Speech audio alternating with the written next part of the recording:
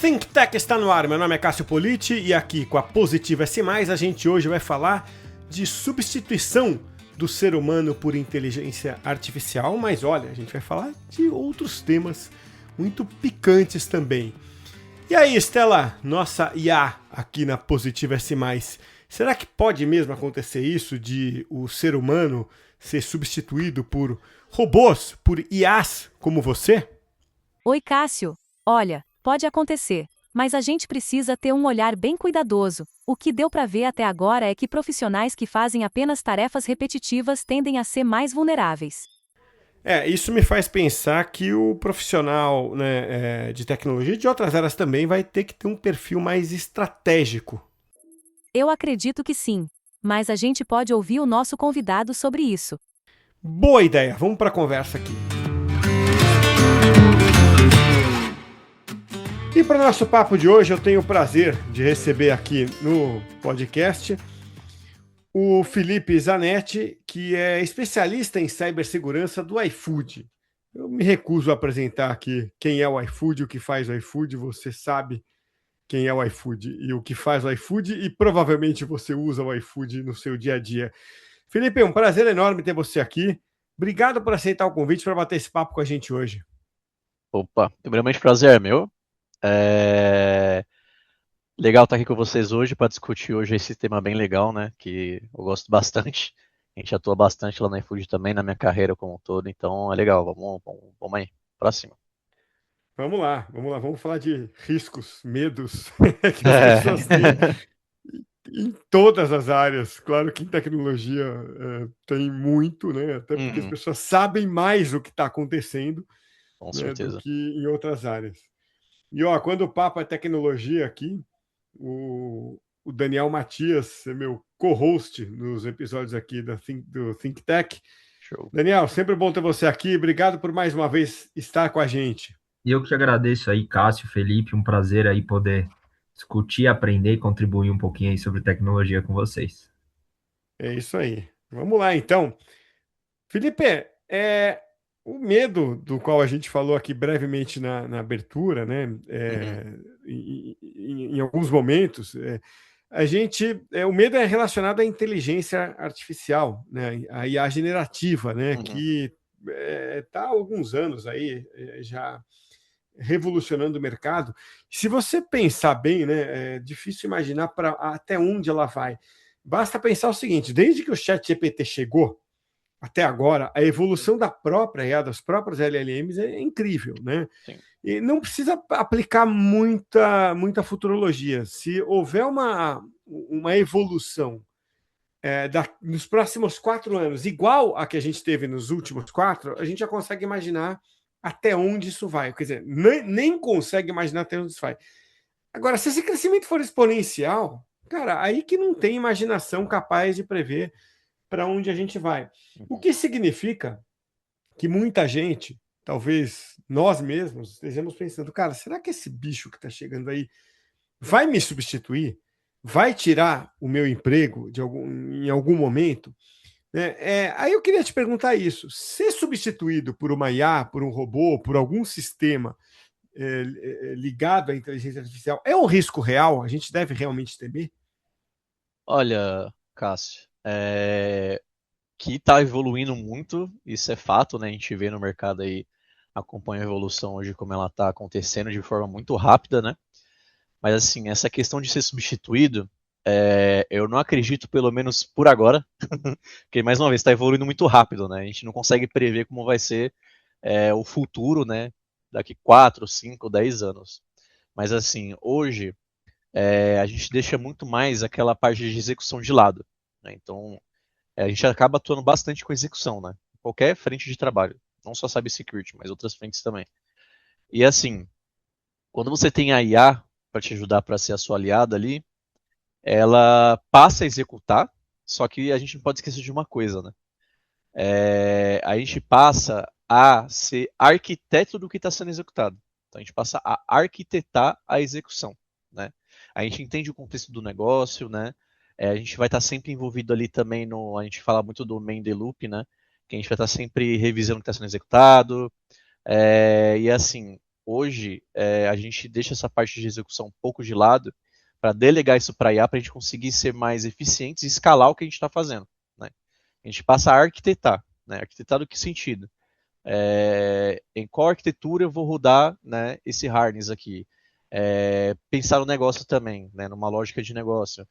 Como eu escalo esse produto, né? Como eu escalo essa parte aqui também de proteção aqui com IA? Como que eu faço essa escalada, né? Então hoje a gente consegue mais arquitetar e ter essa visão, né? Construir essa visão e passar a execução para IA. Então assim, substituição eu acho bem provável, né? Teve empresas aí, né, que tentou fazer e voltou atrás, né? A gente vê de mercado aí que aconteceu bastante isso, justamente por isso, né? Aí hoje ela não faz tudo sozinha, né? Então ela alucina algumas vezes se você não passa um contexto legal para ela. Ela é muito AI driven também, então você tem que fornecer bastante dado, ainda mais quando a gente fala em ambiente corporativo. Se você não tiver os dados bem estruturados, você não consegue trabalhar também com IA, né? Então é por isso que eu não acredito que não vai existir a substituição no momento, né? Por conta disso, o nosso foco muda, deixa de ser bastante execução, passa a ser mais arquitetura, né? Arquitetar como aquilo vai ser executado e volta um pouco mais para o negócio ali para entender para onde o negócio está indo e como ajuda a escalar, sabe? Show de bola. Ainda nessa linha do profissional, Felipe, até pouco tempo, eu entendo que o profissional de TI, impreterivelmente, ele tinha que saber de código, né? Ou ele tinha que ter ali algum tipo de linguagem na manga que ele fosse usar todos os dias ou na maioria das suas atividades. Com a vinda da IA, a gente tem muita ferramenta no code, low code, e o que vem mudando um pouquinho, possibilitando pessoas que não conhecem de código atuarem um pouco mais fortemente na parte de tecnologia. Baseado nisso, você entende que o profissional do futuro de tecnologia ele não vai precisar saber tanto de código, ou isso é um conhecimento que impreterivelmente ele vai continuar tendo que ter? Assim, é um conhecimento que ele vai continuar tendo que ter para entender o que está sendo executado, o que está acontecendo ali por trás. O que ele não vai precisar mais fazer é criar o código, né? Criar o código ali do zero. Eu preciso, sei lá, automatizar requests para bater numa aplicação X. Quero fazer isso via Python. Ele não vai precisar ir lá do zero criar, sendo que ele pode passar o contexto para IA e criar para ele e ele entender o que está sendo criado. Né? Não sair só, criou, vou sair executando e vamos ver o que acontece. Não, você tem que entender quais libs estão sendo utilizadas também, né? Se está introduzindo alguma vulnerabilidade ali também. Então, tem que ter esse conhecimento sim, mas não precisa ser um programador, sabe? Porque assim, hoje, né, antigamente, na verdade, né, na área de cybersecurity até hoje, essa skill de programador, ela é muito boa e ela é bem utilizada, a gente precisa para automatizar N coisas, né? E assim, com a IA ajudando a gente consegue escalar, mais uma vez, escalar. O que você passava 3 dias, 4 dias, uma semana criando um script para automatizar um processo para você, hoje você passa menos de um dia, revisa, entende o que está acontecendo e bota para rodar, entendeu? Então, é uma skill ainda necessária, precisa ser expert, né? Mas você precisa entender o que está acontecendo ali por trás, sim, tá? Então, uma skill bem, bem legal para quem, principalmente na área de segurança, né? Que a gente usa bastante para automatizar testes ofensivos, defensivos, enfim. Então ele é bem, bem utilizado sim. Mas nesse contexto que agora eu consigo escalar, né? Agora eu escalo. Antes era mais complicado de escalar, né? Então hoje já tem escala para isso, com IA. Então, é interessante vocês falarem isso, porque eu fico pensando se é, a habilidade de código não vai ser mais exigida, não no sentido de digitar código, mas no sentido de desconfiar do código gerado, né? Uhum. Porque por duas razões. Uma, eu acho que é simplesmente você dominar aquilo que está ali. Acho que você já deve ter tido essa experiência, Felipe, ou alguém no seu time. Uhum. Eu já tive vou criar um sistema aqui para as minhas tarefas, tá? Do tipo, vou fazer um Python aqui que automatize coisas que eu preciso clicar aqui, ali, não sei o que e tal. Pô, a partir daqui eu vou criar uma coisa que eu fazia no Excel, vou passar a fazer agora um Python aqui que me dá um dashboard e tal. Maravilhoso, fez isso em poucas horas. Só que, em certo momento, eu falei, cara, preciso mexer um pouco na lógica. E aí eu tinha que usar a própria IA para me explicar o que ela tinha feito, porque eu já não tinha muito domínio né, sobre o que estava acontecendo ali, né? Então, isso, imagina, numa coisinha simples, uma tarefa no meu computador simples, já me gerou uma perda de tempo, né, no momento que eu precisei revisar. Então, esse é o primeiro ponto. Imagina um sistema iFood, empresa desse tamanho, né? Claro, a gente não está falando especificamente de iFood aqui, está falando do mercado como um todo. Mas já que você é do iFood, imagina esse probleminha numa escala, né, de uma empresa desse tamanho, né? Então, esse é o primeiro ponto. E o segundo é de segurança, né? O código é muito previsível. E se ele é previsível para nós, ele é previsível para quem invade também. Você enxerga primeiro, esses dois pontos estão corretos? E segundo, você enxerga outros pontos? Sim, eles estão corretos, né? Essa questão do código ser previsível, ela é uma verdade, mas a forma que você cria ele, você constrói ele, já é um pouco diferente, né? Então, por isso que, mais uma vez, é importante, né, esse contexto que você passa para IA. Não é simplesmente, cria um código que automatize requests em Python para mim. Você tem que passar para ele quais libs que ele vai utilizar, você tem que passar todo o contexto, né? Por que você está criando aquilo, qual objetivo que você quer atingir, né? Aí por trás você tem skills também que você tem, que você configura para ele poder utilizar skills para fazer aquilo de uma forma melhor, mais performática, conseguir entregar em menos tempo e conseguir fazer de uma forma que, como posso dizer, ele vai atuar de uma forma que não vou dizer não exponha o risco, né? Mas que ele tem um padrão que você já entende e conhece, que ele é efetivo, né? E que ele vai utilizar da forma que você instruiu que use, sabe? Então, para isso que a gente tem as skills, para atuar dessa forma também. Mas aí também tem skills maliciosas, tem uma série de outras coisas também que já é um outro ponto, mas aí já é entrando muito no ofensivo ali. Mas é basicamente isso nesse ponto. Aí a outra pergunta eu não lembro qual que era. Eu perguntei se você enxerga mais riscos, Ah, além sim, desses. sim. Tem diversos riscos, né? Por exemplo, você pede para ele criar uma automação para você, mas você não sabe o que ele está utilizando por trás ali, se ele está fazendo uma chamada externa, se não tá, se ele está utilizando uma lib que tem CVE e não deveria estar utilizando, ou é uma lib também de copyright que você não pode utilizar em ambiente produtivo. Então você pode ter diversos problemas ali. Se você não olhar o que está sendo criado e o que você vai executar ali, pode ser sim um risco, né? Então, por isso que a gente tem todo esse contexto, né, de passar para a IA de como ela tem que criar aquele código, não só pega e cria, mas passar o contexto e main the middle, né, que é a gente pegar ali, main the loop, desculpa, main the middle é que é muito conhecido na área de segurança, então tá muito na minha cabeça, é um mindset muito forte para isso, mas é main the loop, né. Então, assim, sempre você revisando, você não deixa ela atuar sozinha. Então, criou o código, vai executar, entende antes o que está acontecendo ali, olha as chamadas que ele vai fazer, né? Entende as libs que ele está utilizando ali também para poder rodando o script. Então é tomar esse cuidado. Aliás, esse termo, né? Você falou man in the loop, tem o human in the loop, acho que é a mesma coisa, né? Depende Human in só the se loop, ele man in the falar. loop. É. E quando você fala em agente de IA, é um conceito assim. Você pega a LangGraph, né, que é uma das bibliotecas aí mais usadas para a criação de agente. Cara, Isso. ele já vem essa ideia do Human in the Loop, o Man in the Loop, já vem nativa daquilo, né? Quer dizer, você quando vai criar um mapa, só para quem não é tão técnico entender, que assim, você fala, olha, beleza, o robô vai fazer essa primeira tarefa aqui, o agente vai fazer isso aqui. Depois, tarefa 1, depois ele passa para 2, depois para tarefa 3. E aí ele já prevê, em algum ponto aqui, o ser humano tem que entrar, né? Uhum. E assim, a gente se sente mais seguro colocando o ser humano ali, né? Será que é um pouco de medo nosso e a gente vai perdendo esse medo e vai automatizando cada vez mais? Ou será que por muitos anos a gente ainda vai colocar o ser humano ali porque, cara, não é só uma sensação que eu tenho aqui, realmente, tecnicamente, é mais seguro passar por um olho humano? Olha, atualmente eu ainda digo que é mais seguro passar assim pelo olho humano, por quê? Porque hoje, se você não passar o contexto completo da forma correta, não tiver as skills necessárias ali criadas, né, para poder te apoiar nessa execução, vamos dizer assim, não digo vibe code, né, mas você está criando toda uma estrutura de agêntica ali, de multi-agents, para poder, por exemplo, ele até estrutura um Kanbanzinho para você, né? Então você coloca diversas tarefas no backlog, ele entende o que vai ser executado ali e quais os profissionais que ele precisa, né?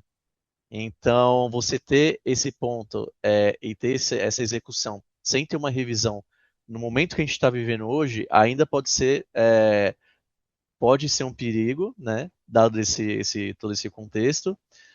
Mas eu entendo que assim, no futuro, isso vai mudar. Acredito que mude.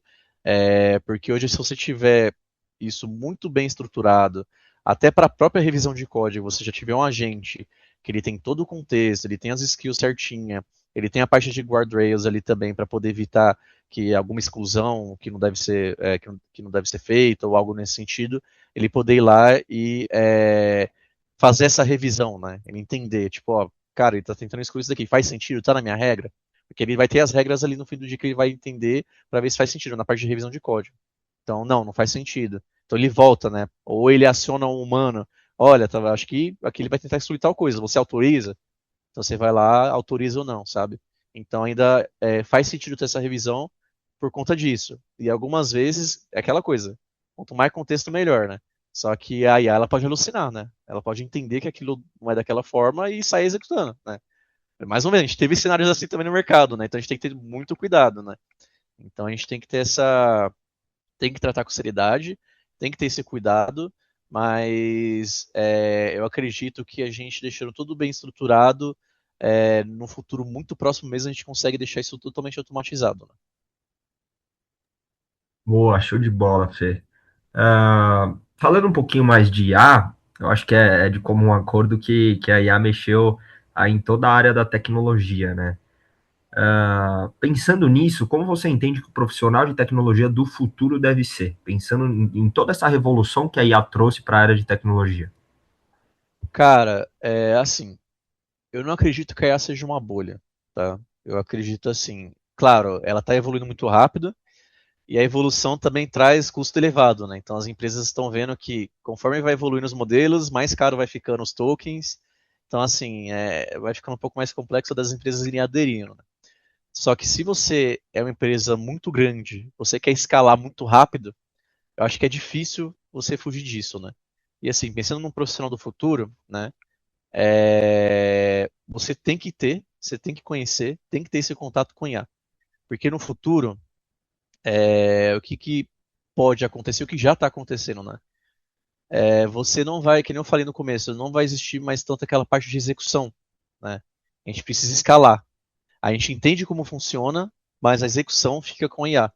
Então, no futuro, você vai ser, que nem eu falei, você vai ser muito mais um arquiteto, né? Você vai passar instruções para a IA. Então, você vai ter que ter essa skill de, eu sou um arquiteto, eu preciso estruturar aqui de uma forma que a IA entenda o que eu estou querendo fazer, para ela poder criar essa estrutura para mim e a gente poder escalar. Então, o profissional do futuro é isso. Ele precisa ter IA no DNA dele para ele conseguir operar e continuar operando bastante, né, no mercado de trabalho, porque vai mudar, né? As empresas vão começar a querer escalar cada vez mais. A tecnologia está mudando, né? Se você não muda junto, se um profissional de tecnologia não muda junto, não vai junto, não embarca junto nessa, então corre um risco, né, de você meio que ficar defasado. Poxa, eu não sei nada de IA. Tá, e aí? A gente precisa de alguém que tenha esse conhecimento, que consiga lidar com a IA, sabe? Então é ter esse cuidado, né? Acho que é bem legal e é um assunto bacana, né, de entender ali. De você saber como funciona, de você conseguir automatizar coisas do dia a dia ali também. Então acho que, pelo menos para curiosidade, vale muito a pena.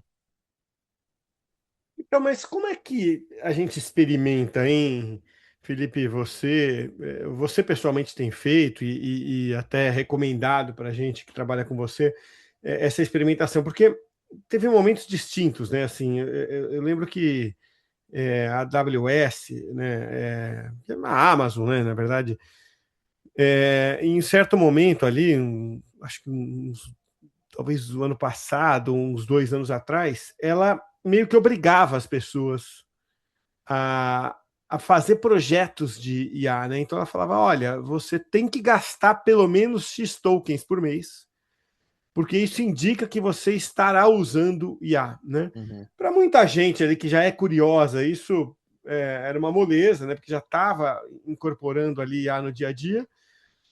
para outros virou uma tarefa, mas o curioso é que assim, muita gente que não tinha por que usar IA começou a inventar qualquer projeto, entendeu?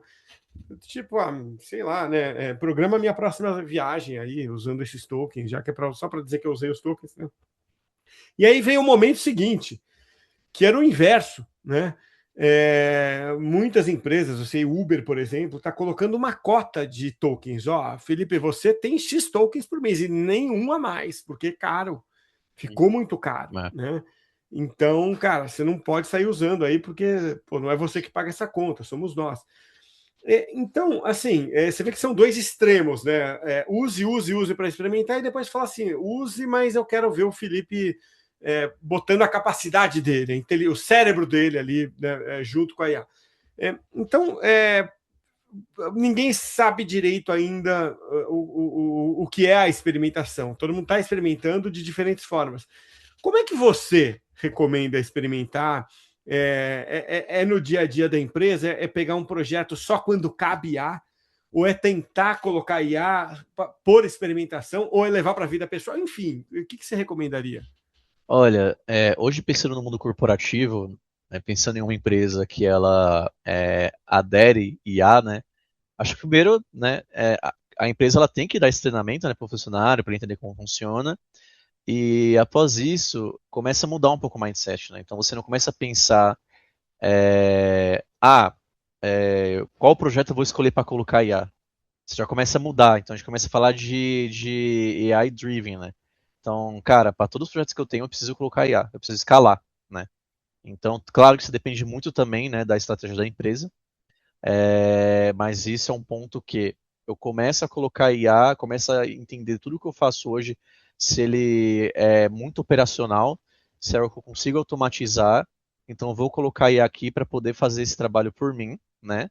E eu poder focar em outras coisas, poder focar na estratégia da empresa, poder colaborar de outra forma e deixar escalando outros pontos aqui. E pensar em novos projetos, né? Pensar em novos projetos e como escalar novos projetos, e assim vira meio que o looping, né? Então você coloca, põe para rodar a escala, pensa em outro, já vai trazendo e vai cada vez mais tendo ali um ecossistema, né? Baseado em data-driven, AI-driven ali para poder ajudar. E como que começa hoje, né?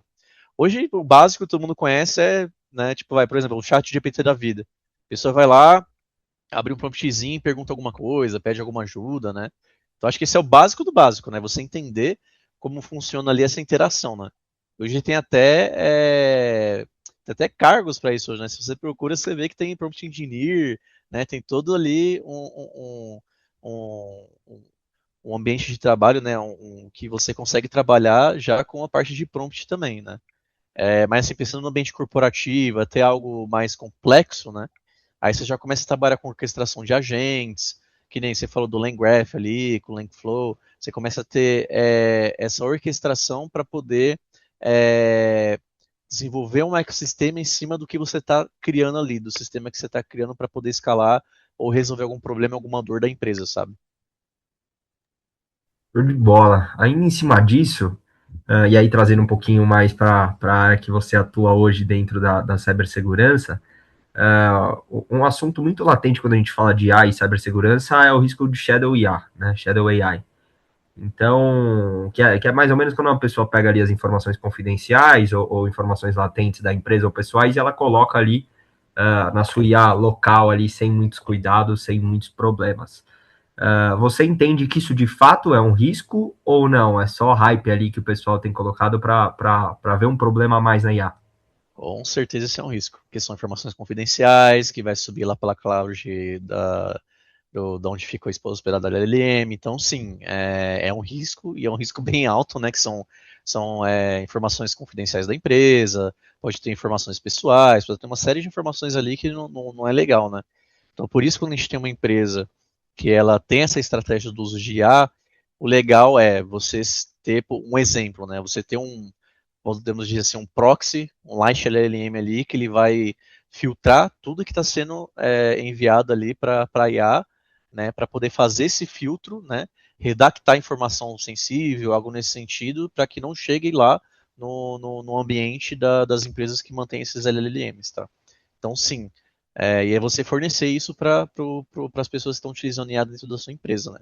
Você ter essa capacidade de filtrar ali o que está sendo utilizado e o que for ser usado pessoalmente ali, aí você consegue ter uma série de controles ali para fazer bloqueio para que ninguém utilize dessa forma, né?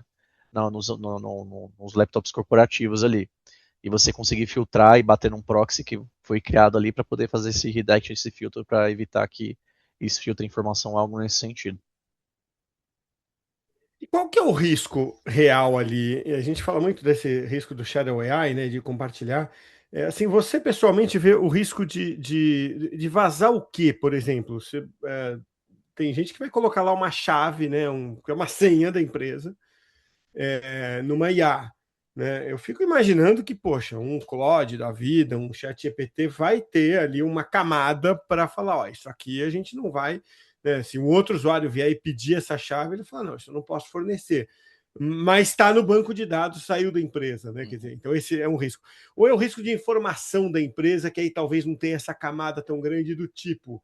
É, putz, a base de clientes dessa empresa caiu 20% no último ano, né? E talvez o Claude não filtre tão bem que isso aqui, sei lá, se é uma informação confidencial, numa vez que ele botou para dentro da base dele, capaz de um outro usuário pedir e ele fornecer. Né? Assim, são os riscos que eu vejo como leigo. Qual é o risco real? Assim, onde é que está o medo? O que pode acontecer se o Shadow AI for usado e mal usado? Tá, acho que o primeiro risco depende muito da empresa também. Então, vamos supor, um banco, né? O banco, acho que o primeiro risco é regulatório, né? Esses dados não tem que estar transitando, indo para lugares que não é auditado, que a gente não tem esse controle, né? Acho que é um primeiro ponto aí. Principalmente quando a gente fala de Bacen, né? PCI, tem uma série Imagina, empresa de capital aberto, né? Com cara, com LGPD ali SOX dando. também É, ali, sabe? Essas coisas acho é. que tem que tomar muito cuidado, né? Agora, um risco real é assim. Quando a gente fala em segurança, a gente fala em Zero Trust. Eu não confio em ninguém.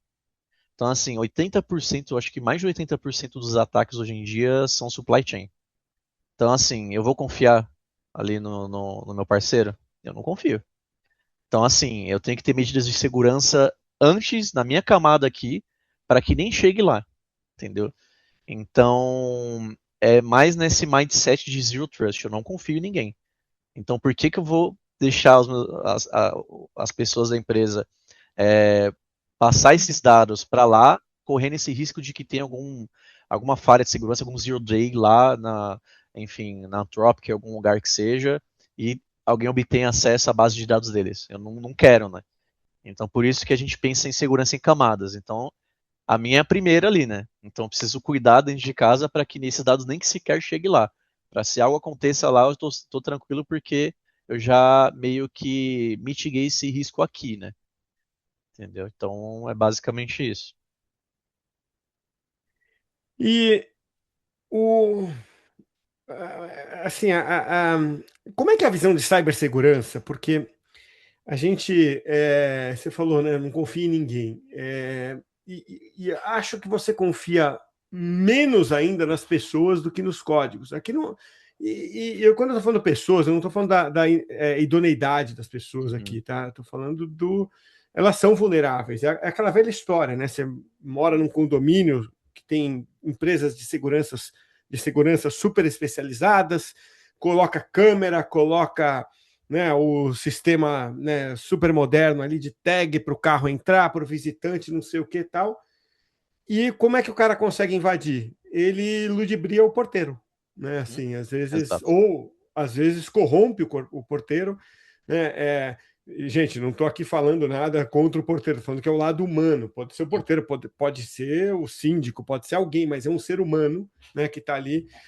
Um caso que eu ouvi, Felipe, de uma empresa de colegas seus de cibersegurança, né, num papo pré-podcast aqui, é que o cracker, né, o invasor, o bandido, né, ele, olha como ele invadiu a empresa, cara. Ele via que todo mundo almoçava no restaurante com a camisa da empresa. Sabe quando vai todo mundo ali, né, com o uniforme da empresa? A empresa trabalha de uniforme, tem o cara chato, então ele identificou de onde eram aquelas pessoas e almoçavam no mesmo restaurante que ele todo dia, né?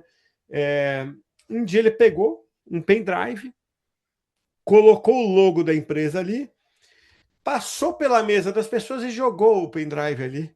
né? Assim, sem ninguém ver, ele soltou o pendrive na mesa. Quando acabou o almoço, todo mundo ali, pô, de quem que é esse pendrive aqui? Vê que tem o logo da empresa, pô, é nosso, né?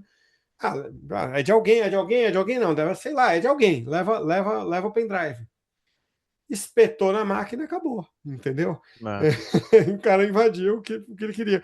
Então, assim, a visão que eu quero te perguntar dessa volta toda é para te fazer a seguinte pergunta.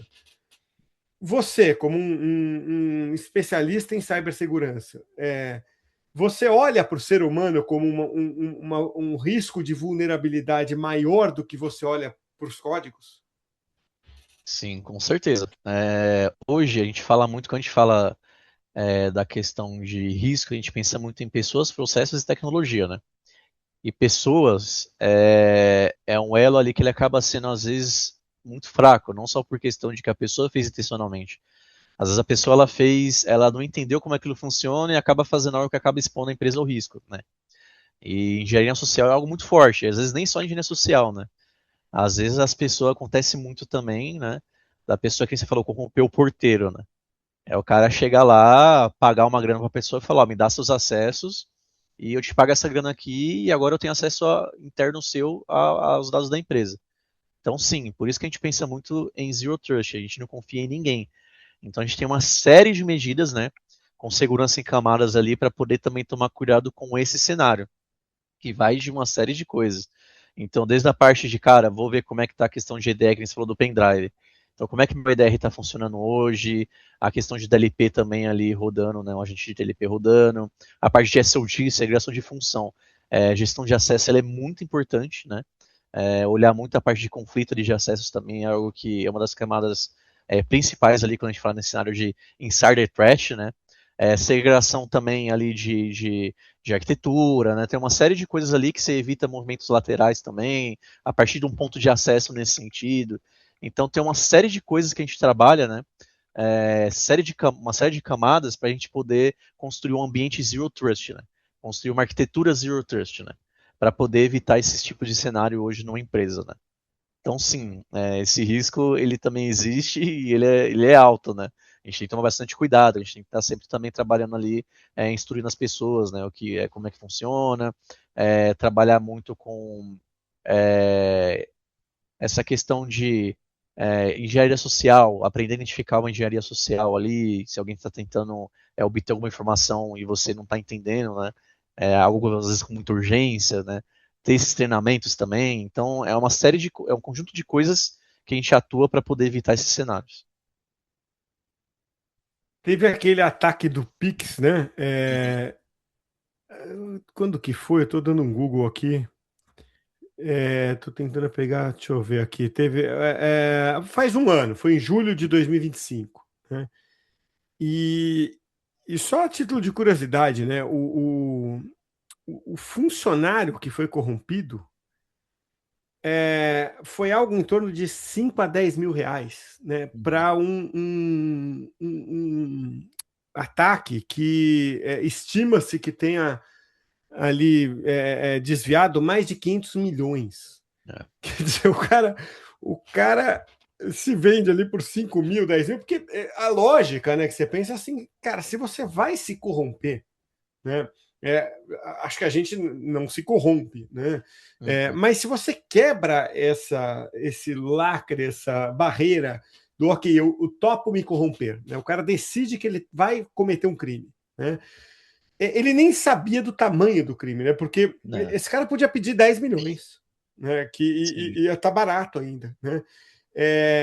Então, assim, a vulnerabilidade assusta nesse ponto, né? E nesse caso, acho que, não, Felipe, não tem remédio para isso, né? Não tem De novo, se o remédio, porteiro decidir se é, corromper, não tem ferrou, né? remédio, mas você consegue criar Tem todo um mecanismo. mecanismo para você conseguir identificar e É parar, isso aí. né, antes que fique grande, né? Você ter observabilidade. Poxa, tá saindo dinheiro aqui, é um comportamento anômalo. Nunca foi feito dessa forma. Por que está acontecendo? Vamos entender o que está acontecendo aqui. Segregação de acesso, né? Aquela pessoa ela tinha aquele acesso para fazer aquilo mesmo? Tá dentro da função dela? Faz sentido, né? Quebra alguma coisa que está dentro da matriz de SOD aqui? conflita com algum outro acesso, sabe? Então são várias camadas ali que você precisa ter para poder evitar isso. E já foi o tempo, né, que a nossa preocupação profissionais de segurança era somente hackers, ataques sofisticados. Hoje em dia não é mais só isso, É né? isso aí. Por exemplo, um cara que faz isso, ele não é um hacker, né? Ele é um cara que ele corrompeu uma pessoa ali, deu um dinheiro e falou que tá, agora eu tenho acesso, né, um mínimo de conhecimento para conseguir fazer as coisas com o acesso que eu tenho aqui, e é isso, né? Então, hoje está muito mais amplo, né? A gente não está mais só preocupado com ataques sofisticados, com hackers, ataques externos. Hoje a gente pensa muito em cyber threat, né? Então, é olhar para dentro de casa também.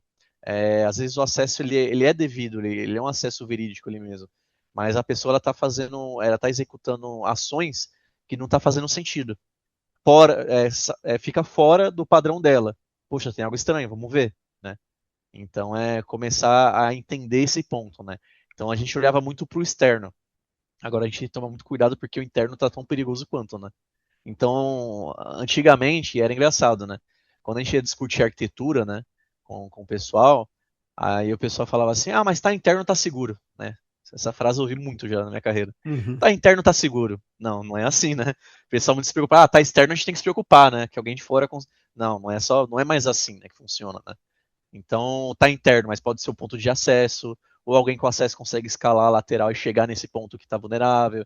Então, tem uma série de coisas ali que a gente agora tem que se preocupar, que a gente não se preocupava tanto antes. Não é que não se preocupava, né? Que as pessoas falavam, ah, não, mas está interno, né? Não precisa ter todo esse cuidado. Então, mudou, né, o cenário. Então, a nossa preocupação é muito mais ampla.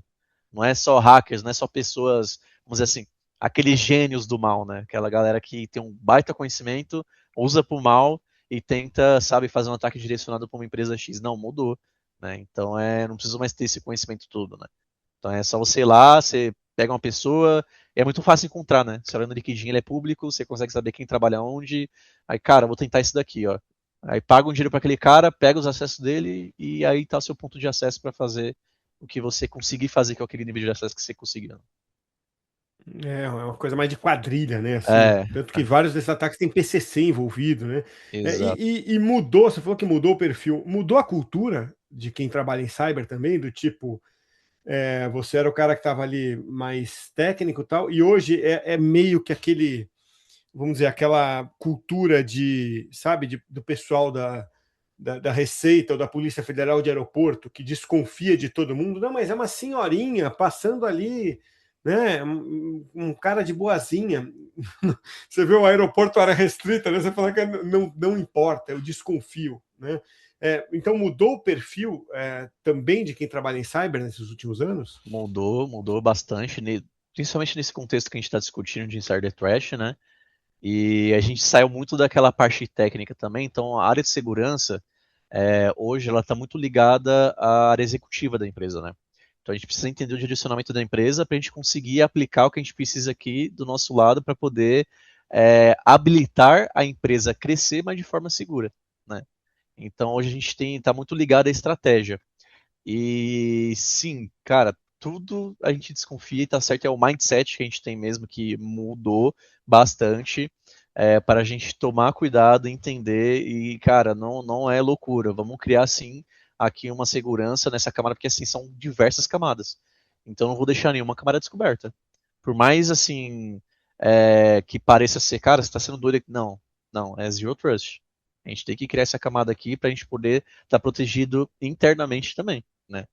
Então mudou bastante nesse sentido também, tá? Então deixa de ser algo muito técnico isolado ali, né? O pessoal, quando você antigamente falava de cybersecurity, é um cara que fica numa salinha escura com a telinha preta ali, codando. Não, Estudando vírus e antivírus, né? mudou, cara, mudou. A ameaça ela tá muito mais ampla, Phishing, né? A gente tem que entender a estratégia da empresa. E assim, segurança ela não é um dever só nosso de cybersecurity, é um dever de todo mundo da empresa. Todo mundo, cada pessoa ali da empresa tem sua responsabilidade de segurança, né? Então as pessoas precisam entender isso, né? Então é por isso que a gente tá muito tem essa conexão com o negócio. A gente entende para onde o negócio está indo, a gente vai junto, mas habilitando o negócio a crescer de forma segura, sabe? É isso aí. Felipe, quero te agradecer demais aí pelo papo. Puxa, muito, muito legal conversar com você e muito legal trazer todos esses aspectos, né? E acabamos falando um pouco aí da sua área de cyber, que é super legal falar, é uma coisa que está no dia a dia de todo mundo, né? Então, quando a gente ouve um especialista, é muito bacana. Obrigado por participar hoje com a gente, viu, Felipe? Valeu, eu que agradeço, Cássio, Daniel, obrigado por me receber aqui também. Conte comigo e tamo junto. Vamos que vamos, be safe, galera. É isso aí. É isso aí, valeu, Daniel. Boa, valeu, Cássio, valeu, Felipe. Muito boa conversa aí. Acho Valeu. que super proveitoso. O Felipe manja muito aí, não só de cyber, mas de tecnologia como um todo aí. Pronto para as próximas.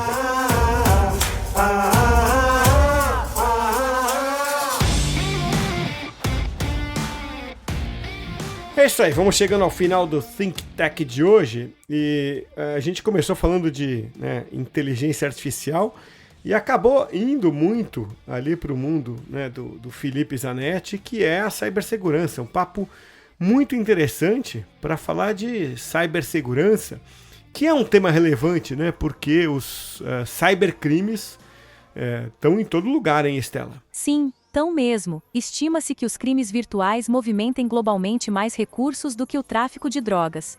Os lucros ligados ao crime cibernético superam a marca de 10 trilhões de dólares por ano no mundo todo. A indústria global de drogas ilícitas, por sua vez, lucra em torno de 1 trilhão de dólares anualmente, ou seja, são 10 vezes mais. Impressionante, hein? Esses números são impressionantes. Muito bem, Think Tech de hoje fica por aqui. Até a próxima, hein?